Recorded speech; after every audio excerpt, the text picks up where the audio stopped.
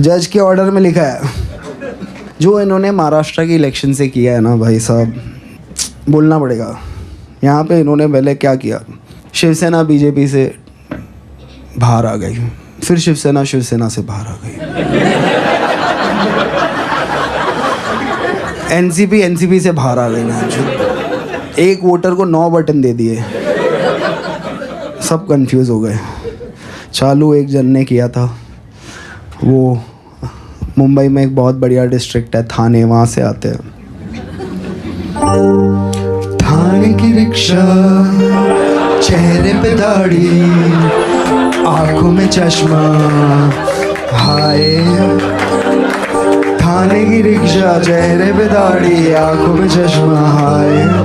एक झलक दिखलाए, कभी गुवाहाटी में छुप जाए। मेरी नजर से तुम देखो, गद्दार नजर वो आए। थाने की रिक्शा, चेहरे पे दाढ़ी, आंखों पे चश्मा, हाय। मंत्री नहीं वो दल बदलू है। और अब उनके इन गानों को लेकर और जो है इस कॉमेडी को लेकर जो है महाराष्ट्र में जो है शिवसेना और जो और भी पार्टियां हैं उनमें थोड़ा आक्रोश का माहौल है। और जो बेचारे पढ़े लिखे एजुकेटेड और जो वीआईपी लोग हैं, उन्होंने सोचा क्या करें, कुछ जो है अपनी पढ़ाई लिखाई का कहाँ फायदा उठाया जाए। तो वो सीधे पहुंच गए जहां कुणाल कामरान ने शो किया था, वो उस जगह को तोड़ने के लिए पहुंच गए। सब पढ़े लिखे हैं, सब एजुकेटेड है, बहुत बढ़िया। और वो जा करके जो है आप देख सकते हैं कि उन्होंने पूरे जो है स्टेट की कुर्सी की तो सारी लड़ाई है, तो उन्होंने सोचा कि भाई कुर्सी की सारी लड़ाई है, तो वो उन्होंने कुर्सी तोड़ दी। कुणाल कामरान ने जो शो किया था जहां ऑडियंस बैठी हुई थी, तो कुर्सी पे बैठी थी, तो कुर्सी तोड़ देते, क्योंकि देश में सबसे बड़ी लड़ाई जो है वो कुर्सी को लेकर के है, तो कुर्सी तोड़ देते हैं। और वैसे आज मैं तुम्हें बता दूं कि हमारे देश में इस वक्त जो है कुर्सी बहुत ज्यादा खतरे में है, और सरकार को इस पे कोई ठोस कदम उठाने चाहिए कि कुर्सियों की सुरक्षा कैसे की जाए। कि एक जो है कॉमेडियन के जो है अपने शो के कुछ गानों के अल्फाज आपने सुने, और मैं आपको फिर से भी इम्पैक्ट होगा, किसी ने एनालाइज किया। 459 में था अपने बालकनी में कि देख लूँ मैं कि जब दंगे होंगे मेरे घर में कौन कौन आएगा। उधर एक कौवे का घोंसला था, ठीक है। 459 को वो कौवे का कॉन्फिडेंस जो था ना, देख लेंगे क्या है ज़िंदगी, चिंता को नहीं कोई बात की। इस बच्चे को मैं यूपीएससी कराऊंगा, ये वाले को फॉरेन भेजूंगा। 5 बजे फिर थालियाँ बजनी चालू हुई, कौवा उड़ते रहा। उसको लगा एरिया में लग छूतिया हो गया है, कौन कौवा है? सिटी इशू है, स्टेट में कुछ प्रॉब्लम हो गया है, ये देश गलत है। वो गोल्डन वीज़ा लेके दुबई चले गए।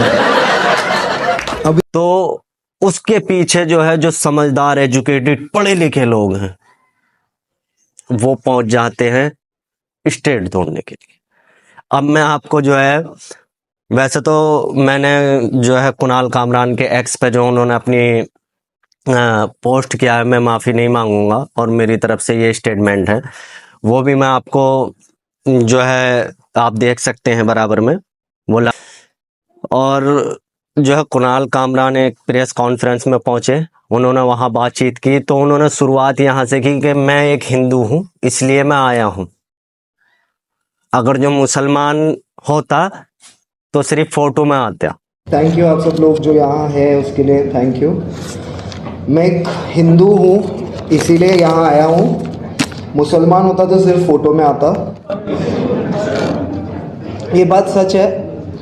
और आई थिंक 2016 में मुझे समझ में आया था, जब मैंने कॉमेडी कर रहा था 2-3 साल में, तब मैंने देखा कि ये जो हो रहा है इंडिया में कि कोई मतलब प्राइवेट कॉलेजेस में जो डोनेशन दे दे के बच्चे जाते हैं और उनके माँ बाप जेएनयू के छात्र को एंटी नेशनल बनाने लग जाए, तब सबको बोलने की ज़रूरत है।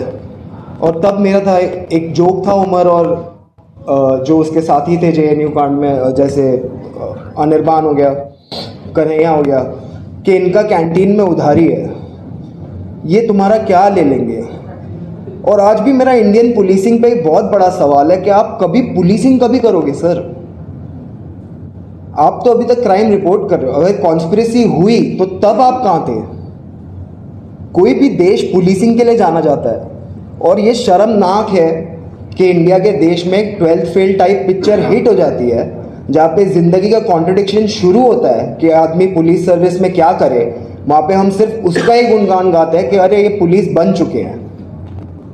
आप अपनी पुलिस को सेलिब्रेट करते हैं क्यों? कौन सा क्राइम रोक सकते हैं वो? कब रोकते हैं? रिपोर्ट करते हैं, बोगस चार्जेस लगाते हैं लोगों पर। देख लीजिए, आपको मैं अपने लाइफ से जो एग्जांपल्स दूंगा सिस्टम के, वही मेरी ज़िंदगी के एग्जांपल है। यहाँ पे आप जाइए कहाँ पे इंडिया में शो करने, गुजरात जाइए, एक बंदा लिख देगा फेसबुक पे ऑडिटोरियम जला दूंगा अगर तुम आए। ऑडिटोरियम वाला आपको फ़ोन करेगा, बोलेगा नहीं आओ। उसके बाद पुलिस वाला आपको फ़ोन करेगा, मत आओ। उस आदमी को कोई फ़ोन नहीं कर रहा। यही सेम चीज़ इंडिया के बाहर होती है। एक बार लिख देना ये इनके जो न्यू जर्सी में बैठे हैं टोकला माफिया, हम जाते रहते हैं अमेरिका भी, वहाँ पे भी ऑडिटोरियम होता है, वहाँ पे भी हम आरएसएस को गाली देते हैं। तो वहाँ पे ये क्यों नहीं लिखते ऑडिटोरियम जला देंगे? क्योंकि पुलिस उनके घर आएगी, फिर आधे घंटे के अंदर माचिस लेंगी, बोलेगी एविडेंस मिल गया, अब बैठो अंदर 2-3 साल, सोचना क्यों बोला ये पुलिसिंग होती है।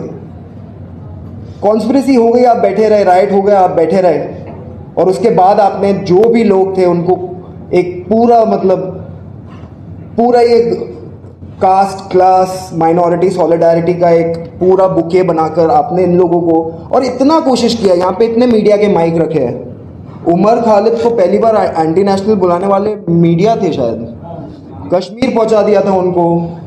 क्या हो गया? आपने कहा कि जितने मीडिया वाले नेशनल मीडिया ने नहीं किया था, ये ऑल्टरनेटिव मीडिया जितने भी हैं उन्होंने उमर खालिद की आवाज़ को बुलंद। नहीं, हाँ ठीक है, sorry, national media, thank you. नहीं, मुझे करेक्ट कीजिए अगर मैं कुछ बोल रहा हूँ, मैंने सबके नाम नहीं पढ़े, पर हाँ दिख तो नहीं रहे, सबसे जहरीले वाले तो शायद नहीं आया।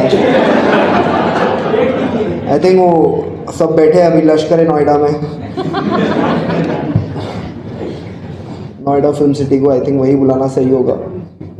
और आई थिंक जो एक बात है कम्युनिकेशन की ना, हमें उस पर अभी एक एक्टिव स्टेप लेके, जो भी जहाँ पे आपको मिस इन्फॉर्मेशन दिखे किसी माइनॉरिटी किसी धर्म के बारे में, प्लीज़ उसे करेक्ट करना चालू कीजिए।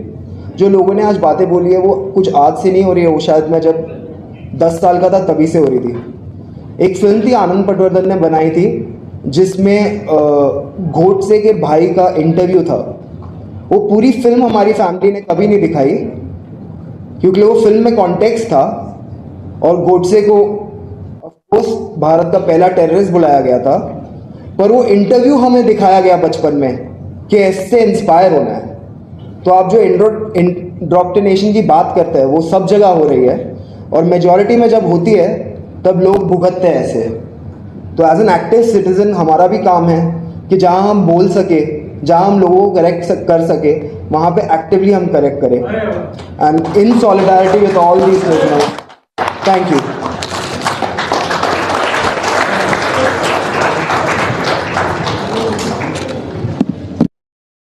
तो वैसा देश का माहौल है, वो सच बोल रहे हैं, भले ही वो कॉमेडी कर रहे हैं, वो कर रहे हैं, मगर जैसे हालात हैं, जितनी पाबंदियां लगाई जा रही हैं इस वक्त जो है देश में बोलने के ऊपर, किसी चीज पे सवाल करने के ऊपर, तो कुणाल कामरान का जो है, कहीं आपको लगा ऐसा? मैं आपको जो है और भी उसके थोड़े थोड़े क्लिप आप देंगे, उनका कोई शो नहीं होने देंगे और उन्हें माफ़ी मांगनी पड़ेगी। कुणाल कामरान देश छोड़ के जाओ।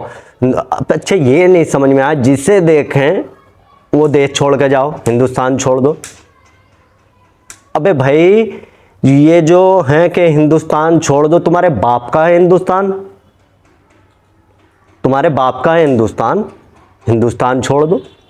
चलो भाई को जो है मैं किसी चीज़ से सहमत नहीं हूँ, आप किसी चीज़ से सहमत नहीं है, ठीक है, आप अपना नज़रिया रखिए, मैं अपना नज़रिया रखूँगा।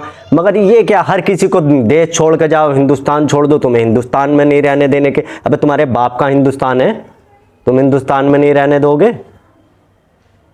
ये बात बहुत ही घटिया है यार। सरकार को जो है एक्शन अगर जो लेना चाहिए तो इन लोगों पे लेना चाहिए जो इस तरह के सवाल करते हैं। ये घटियापन तुम्हारे सवाल में छुपे हुए हैं। चलिए ठीक है, तो उन्होंने माफ़ी मांगने से साफ इनकार किया। उन्होंने लिखा मुझे सबक सिखाने की धमकी देने वाले राजनीतिक नेताओं के लिए भाषण और व्यक्तिगत की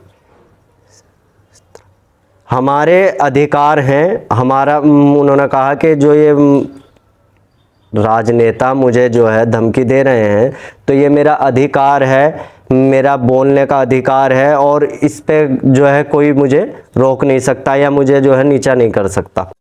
तो कुणाल कामरान ने अपनी पोस्ट में लिखा, अपने खिलाफ की गई किसी भी कार्रवाई के लिए तैयार हूं, मैं अदालत का पुलिस का सहयोग करने के लिए तैयार हूं।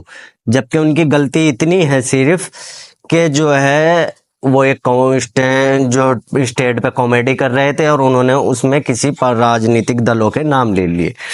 जबकि वो जो उन्होंने कहा अगर जो उसे एक लाइन बाय लाइन लिखा जाए तो मेरे हिसाब से वो जो उन्होंने कहा वही बैठेगा। तो आपने सुना भी होगा उनके गाने, स्टैम फेमस है और स्टैम तो ट्रेंडिंग में है उनके गाने, ठीक है। उन्होंने लिखा, लेकिन क्या कानून उन लोगों के खिलाफ निष्पक्ष समय के रूप के लागू होने वाले जिन्होंने तय किया है कि किसी के मजाक से आहत होकर तोड़फोड़ करना उचित प्रक्रिया है और BMBSC के उन सदस्यों के खिलाफ जो आज बिना किसी पूर्ण सूचना के हैबिटेट पहुंचे और हथौड़ों से तोड़फोड़ की। ठीक है, ये बात भी सही है कि भाई अगर जो आप किसी के जोक पर हंस नहीं सकते या आपको उससे आहत हुआ या कोई भी दुख पहुंचा तो इसका मतलब ये बिल्कुल नहीं होता कि आप जाके कहीं पर तोड़फोड़ कर दें या वो स्टेज ही तोड़ दें, वो कुर्सी ही तोड़ दें। ठीक है, वैसे आजकल जो है पीछे देखा भी गया था कि ये हाल तो हमारे सदनों का भी है कि वहां से भी जो है कंधों पर बिठाकर जो है नेताओं को बाहर छोड़कर आया गया है। तो शायद मैं कह रहा था ना कि कुर्सी खतरे में है, सरकार को कुछ करना चाहिए इस कुर्सी के लिए कि जिससे कि देश में कुर्सी की सिक्योरिटी बढ़ा देनी चाहिए और कुर्सियों के लिए जो है अलग से VIP कुछ सिक्योरिटी का इंतजाम करना चाहिए। देश में कुर्सी मैंने भी अपनी पकड़ी हुई है, मैं भी इसे हिलने नहीं दूंगा क्योंकि देश में कुर्सियों पे बहुत खतरा है। कुर्सी खतरे में है पहले से ही और आज भी कुर्सी खतरे में है। इस पर जो कुणाल कामरान ने कहा, जो उनका नंबर लगा रहे हैं और बार बार उनसे संपर्क करने की कोशिश कर रहे हैं धमकियों के लिए, तो उनके लिए कुणाल कामरान ने कहा कि आपको वही गाना सुनना पड़ेगा जिस गाने से आपको नफरत है, क्योंकि ये मेरे वॉइस मेल पे जाएगा और आपको वही गाना सुनना पड़ेगा जिससे आपको नफरत है। और मैं माफ़ी नहीं मांगूंगा, मैंने जो कहा वह बिल्कुल वही है जो श्री अजीत पवार प्रथम मुख्यमंत्री श्री एकनाथ शिंदे मुख्यमंत्री के बारे में कहा था। मैं इस भीड़ से नहीं डरता और ना अपने बिस्तर के नीचे छिपकर इस घटना के शांत होने का इंतजार करूंगा। बात भी सही है, डरना काहे का बे तुमसे? तुम वो चिंटू हो जो बिना किसी बात के और जो है कुछ भी करने लगते हो। ठीक है, कुछ ऐसा हो, कुछ गलत हो तो अब वो भी आप एक जो है उसका भी एक प्रोसेस होना चाहिए। ऐसा नहीं कि आप कहीं पर तोड़फोड़ कर दो, आपको कोई कुछ नहीं कहेगा। आप किसी को जो चाहे वो धमकी दे दो। मैं इसमें थोड़ा सा जो है ये भी करना चाहूंगा कि इतनी सी एक कॉमेडी पे इतना बड़ा बवाल, ठीक है, और इधर वो एक टकला है, वो क्या बोलते हैं, नरसिम्हा, नाम भी मुझे उस गेंडे का नहीं सही से पता, वो खुलेआम एक समुदाय को जो है धमकी देता रहता है। उस पे कोई जो है, ये इसका मुझे नाम भी सही से याद नहीं रहता। तो ये सब चीजें नहीं, ये हमारा काम नहीं है, ठीक है। हमारा काम एकता से रहना, आपस में मिलजुल के रहना, सही बात के लिए आवाज उठाना, जो मुद्दे हैं उन पर आवाज उठाना, बेरोजगारी पे आवाज उठाना, किसानों के लिए आवाज उठाना, कोई गलत हुआ उसके लिए आवाज उठाना, ठीक है। ये नहीं कि जो है भाई किसी ने कोई जोक मार दिया, आपने जो है तोड़फोड़ चल दी, ऊपर से एफआईआर जिससे भी जो है कुणाल के नाम से हो रही है, जिन्होंने तोड़फोड़ की वो जो है एक एजुकेटेड जो है, पढ़े लिखे हैं, और जो इनके सपोर्टर हैं मंत्री, उन्हें ऐसा नहीं लगता कि, आपको ऐसा नहीं लगता कि आपकी जो मतलब एक हाइट होती है इंसान की, एक जो है अपना वजन होता है वो कम होता है ऐसी हरकतों से, क्योंकि आपके नाम से होगा ये सब। तो चलिए, मिल जैसा चल रहा है मैंने आपको बताया और वीडियो में दिखाया जहां तक मुझसे हो सका। बाकी कुछ गलत हो तो आप मुझे बताएं, ठीक है। मिलते हैं अगली वीडियो में, तब तक के लिए जो है आप अगर जो फेसबुक पे देख रहे हैं तो जो है पेज को फॉलो कर लें, और यूट्यूब पर देख रहे हैं तो सब्सक्राइब कर लें। बहुत बहुत मेहरबानी आपकी। मिलते हैं अगली वीडियो में, धन्यवाद।